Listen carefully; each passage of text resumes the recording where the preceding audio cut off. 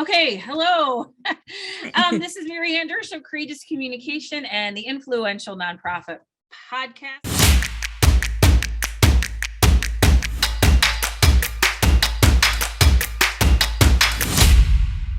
I am here with Rabbi Amy Feder to talk about being influential and leading a whole congregation.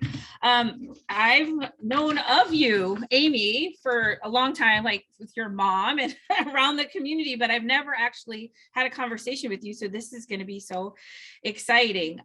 Rabbi Amy Feder is the senior rabbi of Congregation Temple Israel in St. Louis. And she's been the senior rabbi since 2010. She is amazing, the youngest woman to lead a large Reform congregation. You have a background in vocal performance. That'll come up later.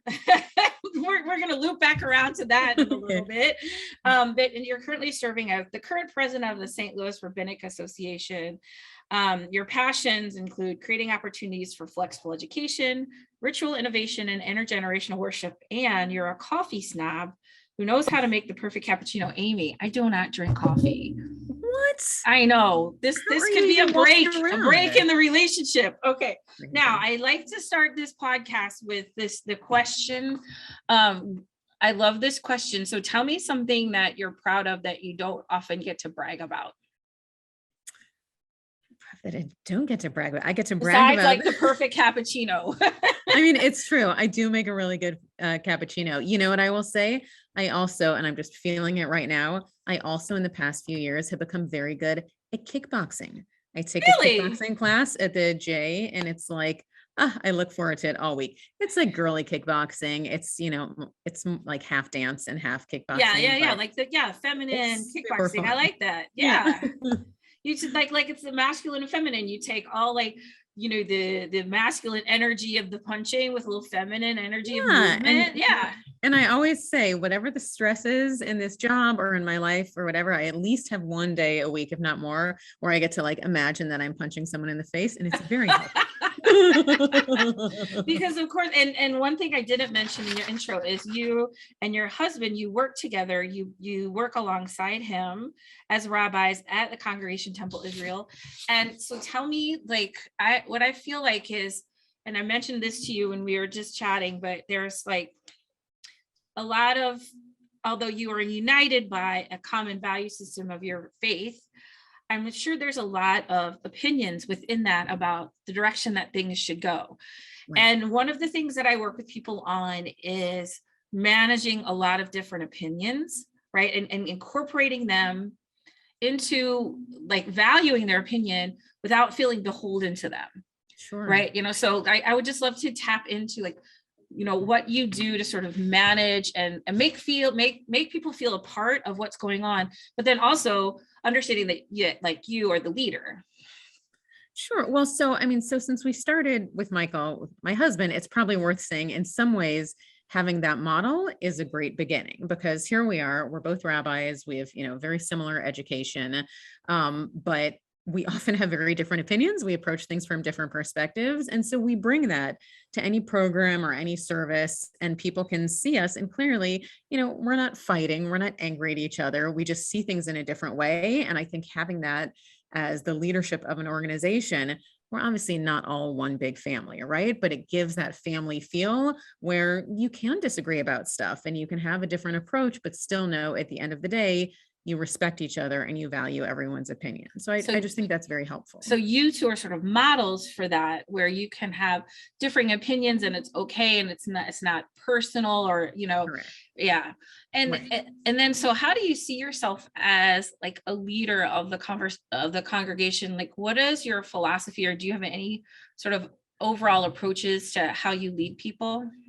Well, so one of the strange things about my career is that I also grew up in this congregation, and that does not happen very often, where a rabbi will have grown up in the congregation, gone away, and come back to serve as clergy.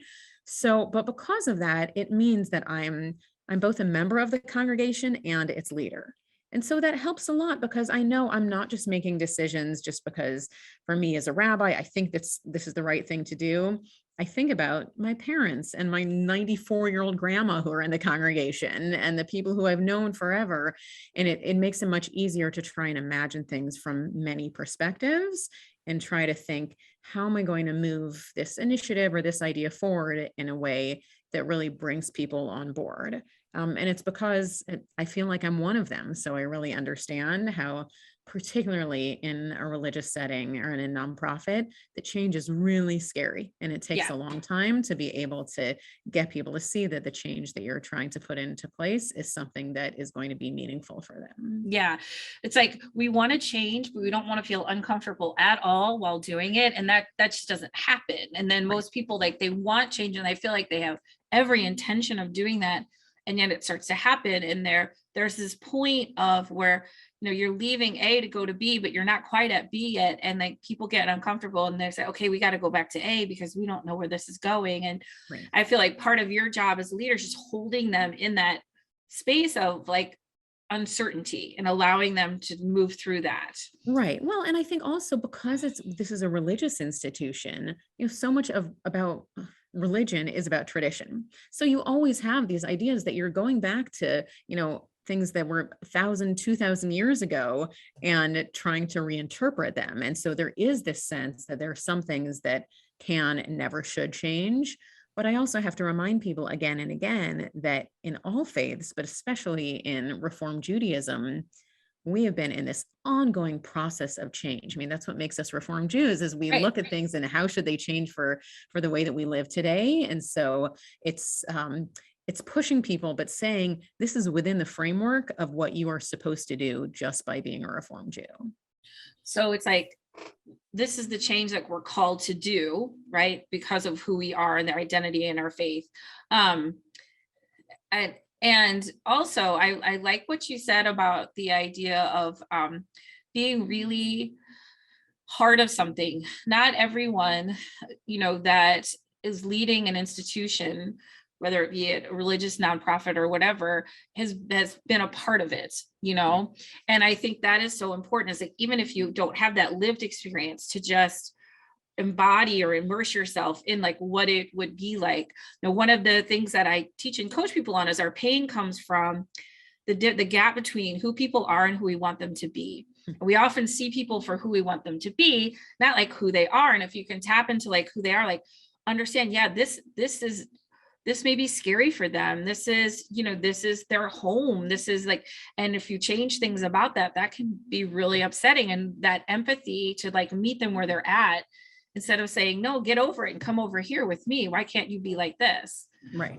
Yeah. I mean, I think that one of the most important things that I talk about, certainly with my staff, but also in the pep talks that I give myself, is that the most important thing I can do in this job is to try and get to know people, because then you're just, you're trusting them and expecting them just to be themselves. So just like you said, I don't want to expect them to be some other version of who they are, but I have to know who they are first so I can imagine how are they going to react to this situation.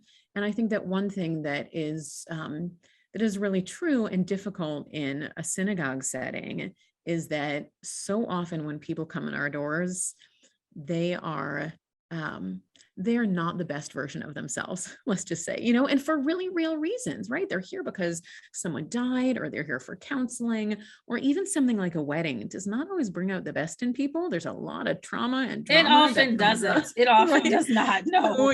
So I have to tell people, the way that someone is acting towards us as a staff now, right? Like, it's probably because they are feeling so sad that their baby girl is getting married, and they don't know how to deal with it. And so people are not their best versions of themselves. And so we as a team and as a staff, we have to do our best to know them so that when they walk in the door in that really bad state, we can be like, ooh, the reason that person was just unkind to me is because blah, blah, blah. But I remember how lovely they were a month ago, a year ago. Right. Yeah.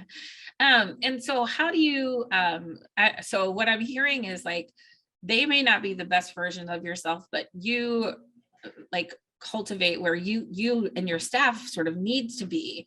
I don't need to be, but you choose to function in this higher version, knowing that you're going to get people in all different states. And is there a way, first of all, is that it? And is there a way you specifically cultivate that energy of like creating just like that balance and that ease so that you can, you know, receive a lot of like people in really difficult situations? Yeah.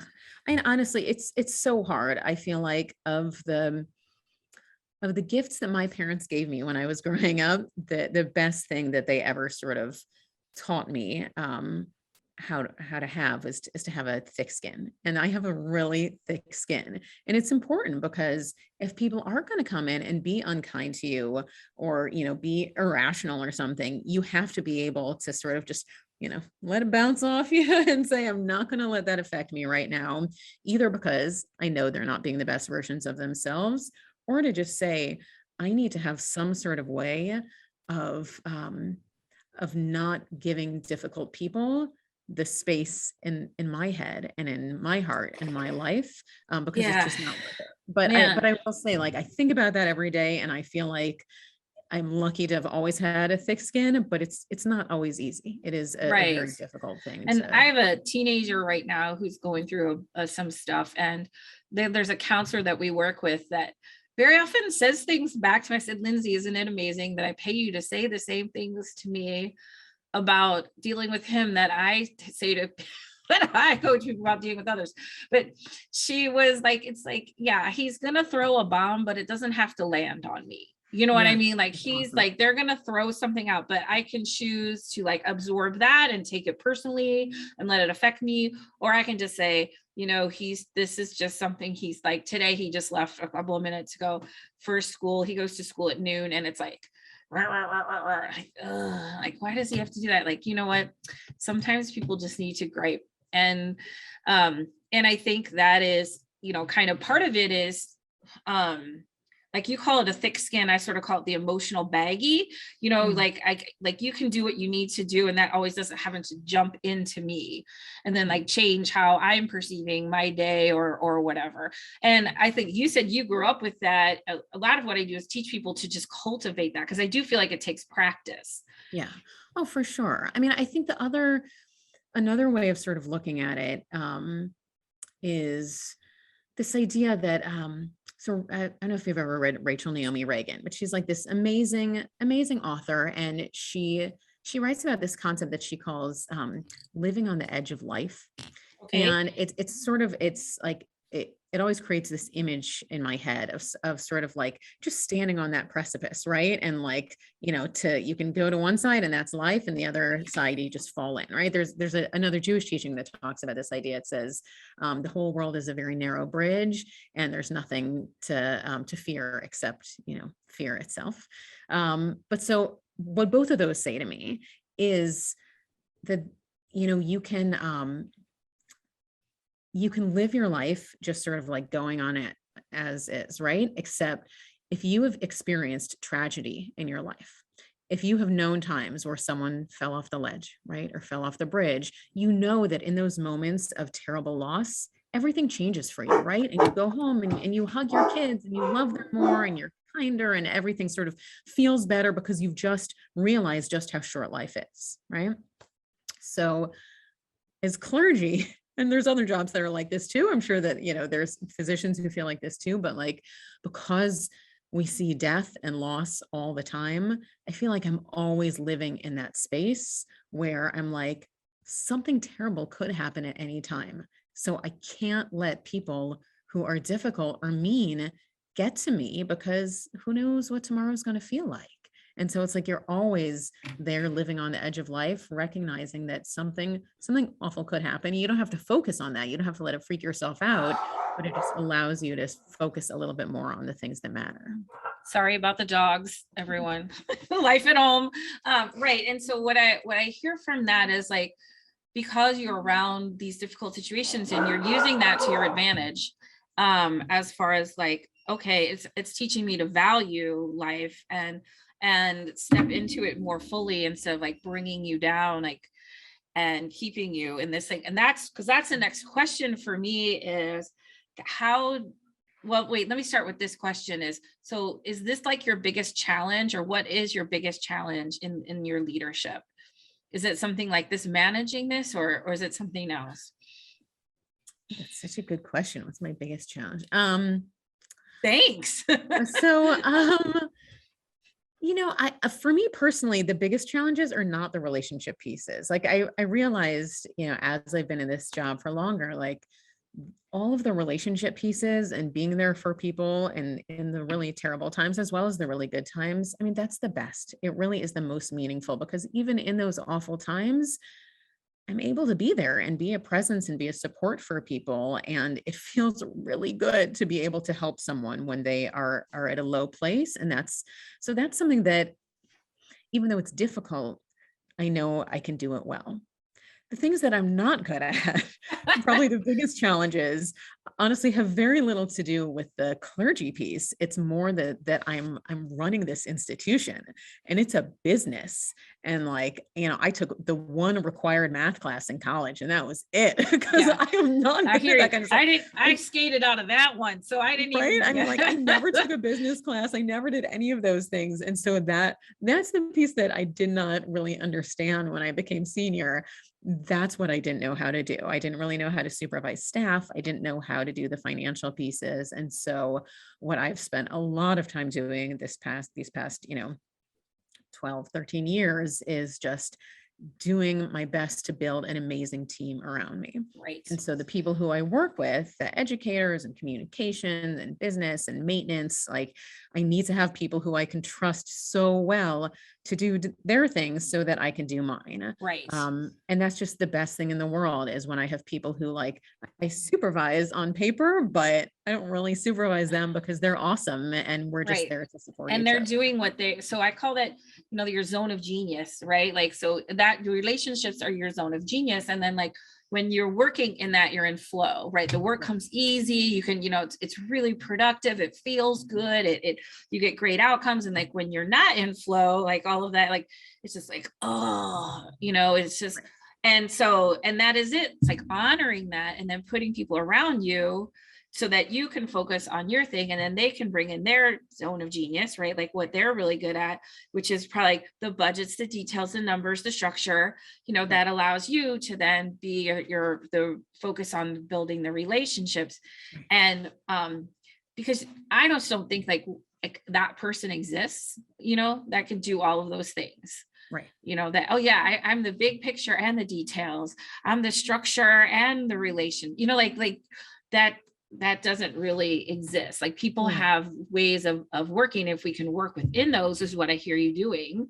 Absolutely. Well, and what's cool is that, remember in the beginning, I said something like that I'm a member of the community as well as staff. So what's really incredible is that almost every member of our leadership staff are all the same as they all started as congregants at the synagogue and then ended up working here, and even our head of maintenance, who is not Jewish, his father was the head of maintenance before him. So he literally grew up in the congregation. So, I mean, there's so many of us who have this real deep love and loyalty for this place. And that makes our relationship stronger with each other. And just, it helps it to feel like this is not just a job, because it's a really overwhelming job and you gotta love it. Right. Yeah. And so going on to that overwhelming part, one of the things that I work with people on is, and the opportunities that I provide, I call it filling your cup. There's a Rumi quote: you give from the depths, or you give from the overflow, not from the depths of your well. So you're giving from the overflow, from that energy rich abundance, instead of that scarcity, oh, I gotta slog through another day. And it sounds like that's the place that you're in. So how do you fill your cup, besides kicking something once or twice a week? That could be a quick, kicking things in the coffee.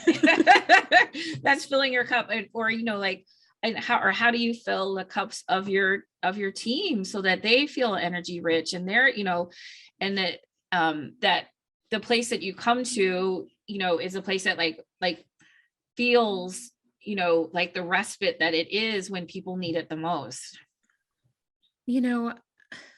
And I will say this year and a half has probably been the time when that challenge has been the hardest, because I am not sure that anyone on my team, I'm just being honest, like I don't know that any of us feels that that our cups are truly filled right now. Right. And so it's super hard. And I think the best we can do is try to support each other and really listen. And when someone is at the end of their rope or just doesn't have the bandwidth anymore, that we have the skills where someone else can just step in and say, I can take that role on for you. And so it helps to have a very talented team who are able to do things for each other.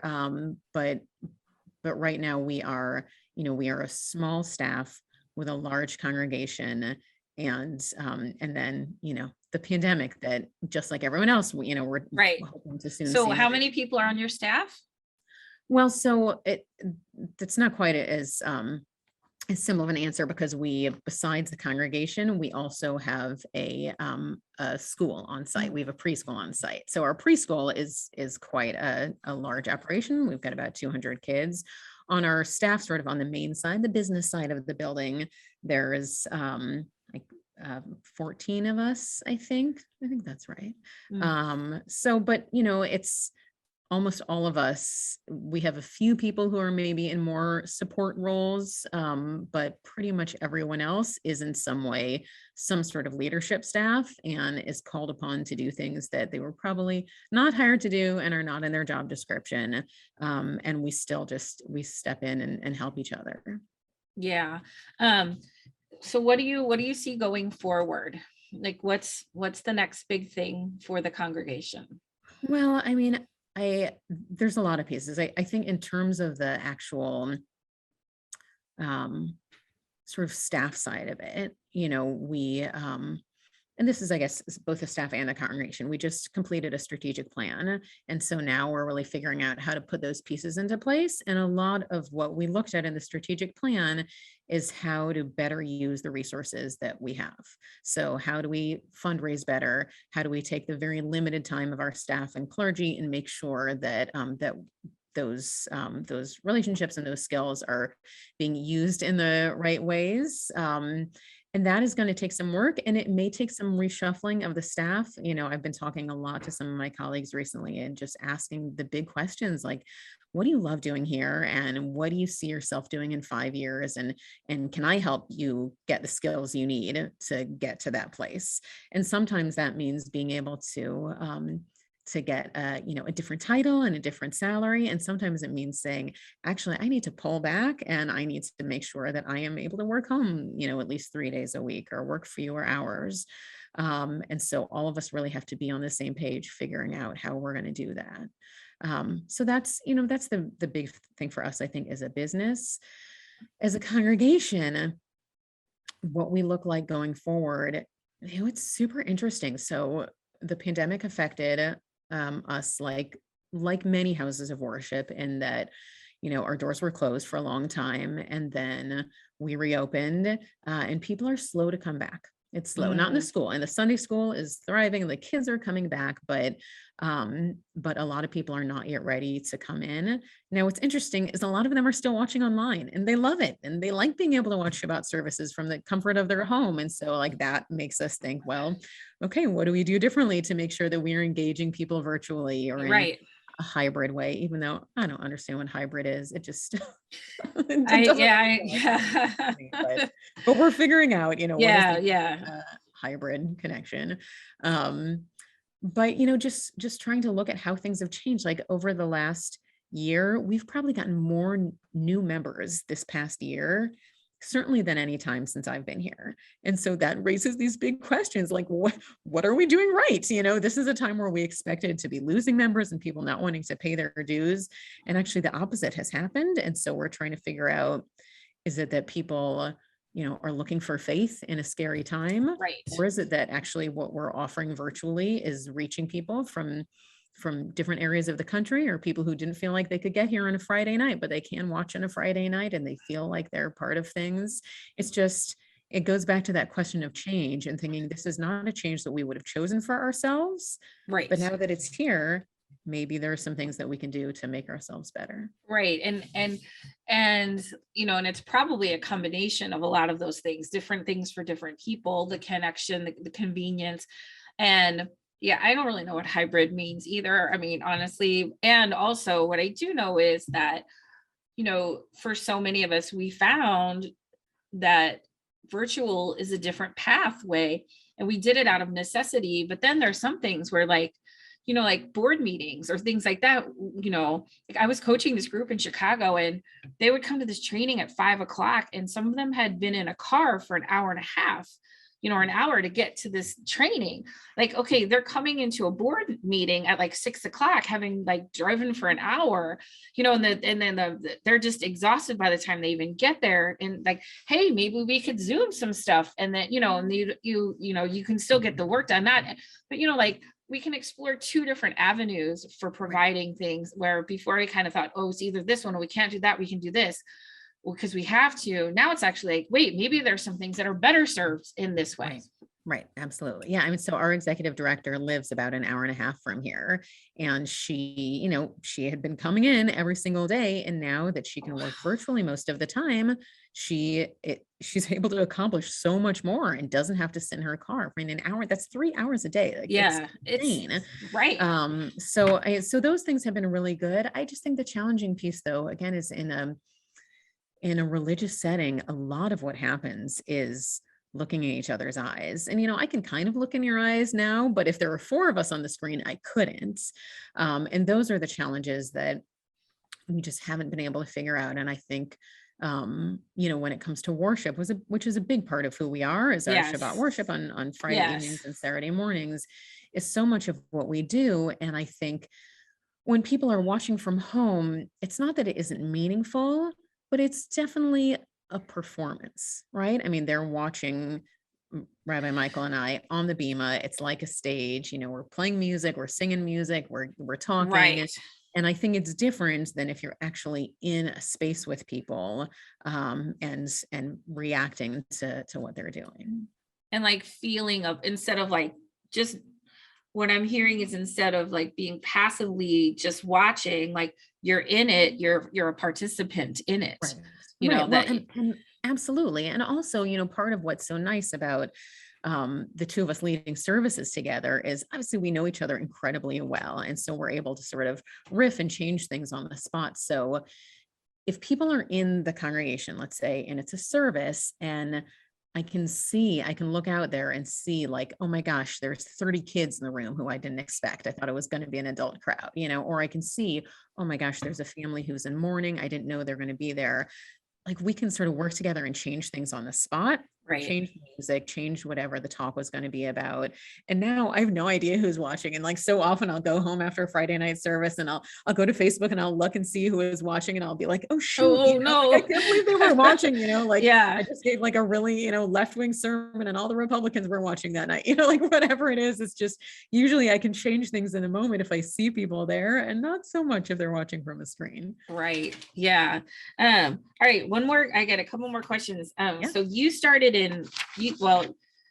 you started at the Congregation Temple Israel, you said, after Rabbinical College in 2006, right?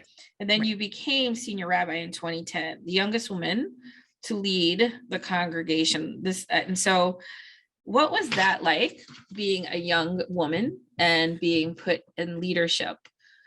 So, so part of it, the Reform movement, and really all Jewish movements, they have rules about when rabbis are coming out of school, where they can and should be placed.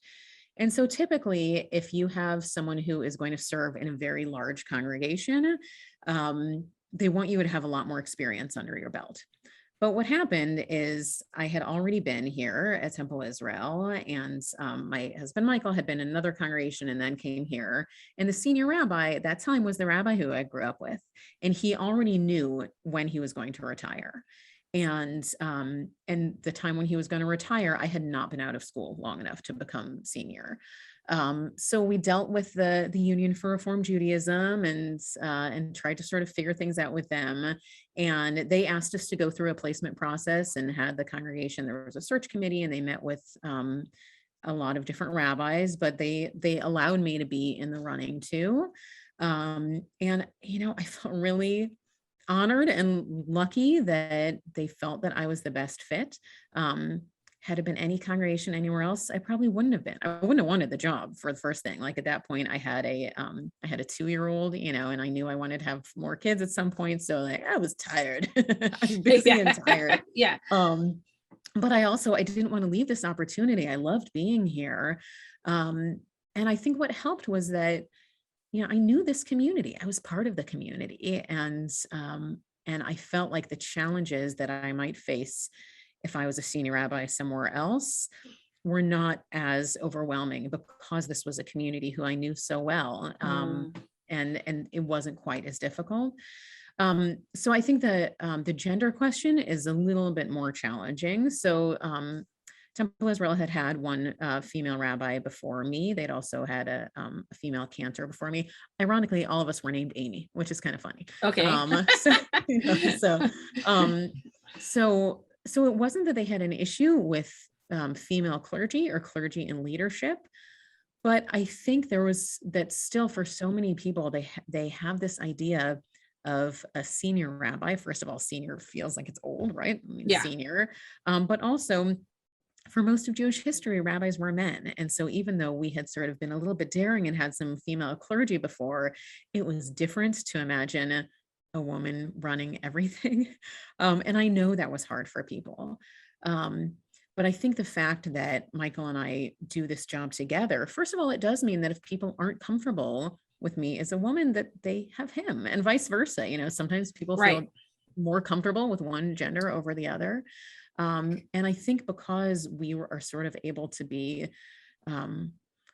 like symbolic exemplars, which is a very heavy word. And honestly, like we're just, regular people like everyone else. I make mac and cheese for dinner 3 nights a week. Like I'm not like any sort of paragon of excellence in any way, but like we're just a normal Jewish family trying to do Jewish things. And so I think people are able to look at us and say, like, oh, our leaders, it's like in People magazine, stars, they're just like us. It's like, rabbis, right. like Stars, they get gas. Right. So, I mean, I sort of feel like that's the way that we've been able to make it not that difficult. And I think in the end, the people who might have been concerned about my leadership because I was a woman were also able to see that I brought different things to the table because I was a woman. The senior rabbi before me, who's now a rabbi emeritus, he was an older man who's not older, but older than me, right? Like he's my parents' generation. But he was very intellectual and, like everyone knows him as just this brilliant man, wonderful speaker, and just so smart.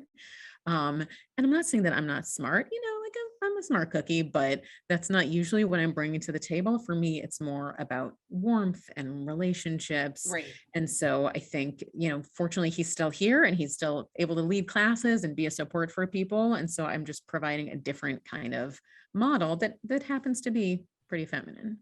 Right. Yeah. And, and then I think as women, because so many women lead nonprofit, right? And most of the people that I coach and train are women. And we're taught, leadership looks like a very like, you're the boss and and there is a time, because I feel there's masculine and feminine in all of us, right? This isn't about gender. It's like about the energies that we have. There's a masculine of like, let's get it done. We get it done now, but then there's there's a more feminine of like building connection and community. And all of those are just assets, but I feel like we're taught like, this is how you lead, right? You put your shoulder pads on and you go in there and you be the boss, and that's it. And that's okay. I mean, then there's like this, like, and what you're saying is like, there's this whole other toolbox of tools around, deep listening, empathy, connection, community, like, and that can be as powerful, and so we're just expanding, the toolbox that we have to use. Right. And then what I'm also hearing is like, there's what different paths that people can go on. Okay, they want that more masculine, you have your husband and they need to connect with that, they need to connect with that feminine energy, they can connect with that. And you sort of, and because you're like, one of the first things you talked about is like your thick skin. It's like, oh, I can't, what I don't see happening is like, oh, I can't believe they went to Michael and not me. Like, really, you get that people that they're gonna go where they're gonna get their needs met, and exactly. And I know that they're, so I'm 42, and I will tell you that when I hit 40, I felt like something changed in me, and I was able to sort of be a little bit like tougher than I used to be, and that was a really important change. I don't know what was so magical about that number, but I feel like as a leader, I am a little bit I guess a little bit tougher than I used to be, but not in a negative way. I just think for so long, here's an example. So I had a staff member once who I was having sort of a difficult time to connect with. And so I brought in someone from our HR committee, and just to sort of like tell me like what I was doing wrong. And I didn't realize that I was never asking this person to do things. I'd be like, hey, have you thought about, and I was being so nice about it. And he had no idea that I was asking him to do something. And it wasn't his fault. Like I was treating him like, and it just, so there's some things, and again, I don't know if it's masculine or feminine, but just growing up, I have learned better that like, sometimes you are allowed to ask for what you want. Absolutely. and you can't expect for other people to, to just do it just because you're nice to them. So. Right. Yeah. That's a lot of it is like asking for what you want. And a lot of what I teach people to do is like to get people to, say yes in a way that's not, you're not pushing them or trying to convince them. They're saying yes because they see how it benefits them, right. And then also sometimes even in that, you have to stand up and ask for what you want. There just comes a point where you have to say, and this is what I'd like to see happen. Like you're maybe hoping like, sometimes they get it right away and they do it. Other times you have to, be in there a little bit. That's what I'm saying. Like there's different tools that you can use, right? And so to move people in the direction, like in this, toolbox that you have. Right. Okay. So I love talking about this stuff. And okay, now I have one other question. This is kind of my wrap up question, which is you are a coffee snob. I am a karaoke snob.